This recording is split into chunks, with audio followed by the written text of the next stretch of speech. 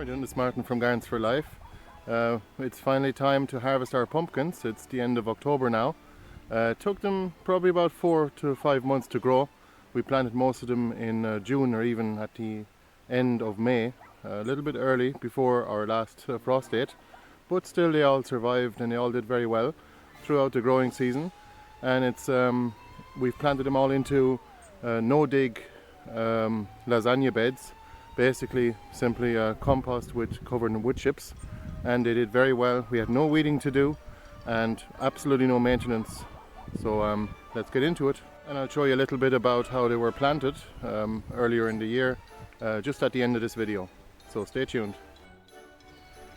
So this is one of those spots where we planted about 6 or 7 different pumpkin plants all in the one spot, and just all in 1 square meter using our secateurs. We'll cut some of these off here.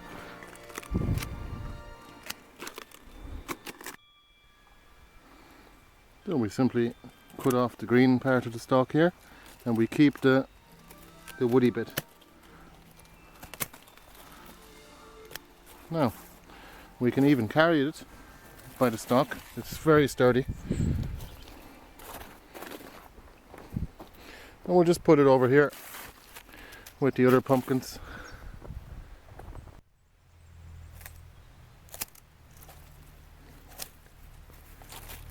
Now, that's as simple as it is.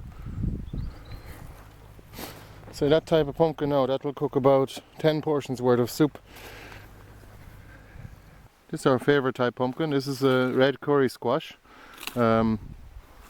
It's actually a variety that was brought to Japan at one stage and back to Europe again. It's very good. It tastes a bit nutty, the flavour, and it's very rich in flavour.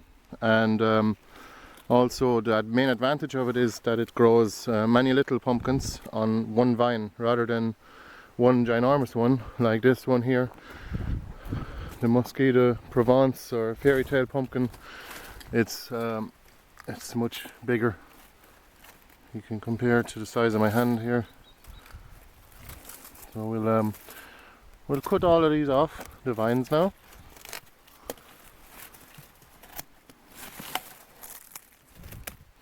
I'll bring one of these over here just to compare the sizes and the colour. As you can see, it's quite a bit bigger. That's the fairy tale, and this is the red Kuri Squash. That said, they normally don't end up that big. It's just that our garden is extremely fertile, and of course with the mulch down it really helps to grow them as well. We have a few other types of pumpkin here too. These are some marrows. This is a spaghetti squash. That one is known as. They look a bit like big eggs. Sometimes we get these pumpkins hiding around the place too. You get them, they sort of trail over onto other parts of the garden, and this one here was actually kind of covered. I got these the seeds for these pumpkins here from a friend. I'm not entirely sure what variety it is. Maybe some of you can help me. If you know what type of pumpkin that is, please let me know in the comments. Yeah, I know with the wood chips now it really helps to have them not go rotten anyway. There's no muck in our garden and it's all dry. You never really need wellies other than walking through when you walk through the grass over here. I'm sure you're all familiar with the Three Sisters polyculture companion planting of planting corn, beans, climbing beans that is, and courgettes as well. And we're sort of doing the same thing here. We have the pumpkins kind of trading off. They're kind of a bit like a vine. They're just kind of trading off about 3 or 4 meters from where they're planted. And anywhere there is space or even a bit of sunlight protruding, they'll go. And we also have the mashua plants, which are over here. They're taking advantage of the corn being planted here, and they're kind of these ones here. They're climbing even the yacon as well. So we have corn for the tall plants. We have corn, yacon, and Jerusalem artichokes, and we also have for climbers we have runner beans and the mashua. And for ground cover, well, a lot of places we have oca, but mostly the pumpkin vines. What an amazing harvest. Basically, there was only about an hour of planting in all of this and no maintenance whatsoever. So actually zero maintenance, no weeding with the wood chip cover as well. So if you liked the video, please follow us on Facebook or subscribe to us on YouTube or our website. So up next is the next few minutes are going to be about how did we actually plant the pumpkins, the pumpkin plants themselves. We started them off in the greenhouse and planted them out as little seedlings. Probably about half a litre pot is ideal now for those, or even a 1 litre pot if you have the space in your greenhouse. It's best to give the pumpkins a head start as early as possible in the year, like mid-May for the UK and Ireland. So thanks for watching this far and enjoy the rest of the video.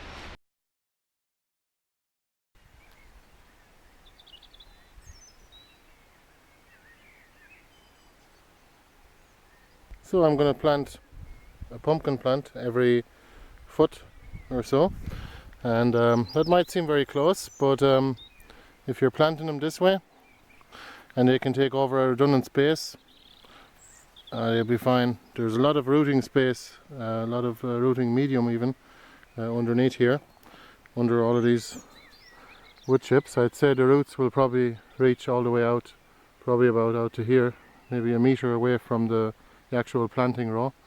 I was going to give these plants an old watering before closing them off with wood chips. That way there's no point in wasting water. Now we'll just close the wood chips off here very carefully around the plants, just like that. I'll do the pumpkins by hand, but I'm going to pull the majority of the wood chips with a rake. That's all the pumpkins and blackberries planted. You can hardly even see the pumpkins in the wood chips, they kind of get lost, and that's why I've put a few sticks around the planting so that you can see them and not walk on them. So we'll see, hopefully now these pumpkins will take over this space here, including this pat right here, and then also part of the grass here. I don't mind if they do. It'll probably smother the grass a little bit, at least. It'll block the sunlight for it. So I'm hoping these few pumpkin plants will actually take over that root space in this corner of the new garden. This is just planted at the edge of our insectaries here.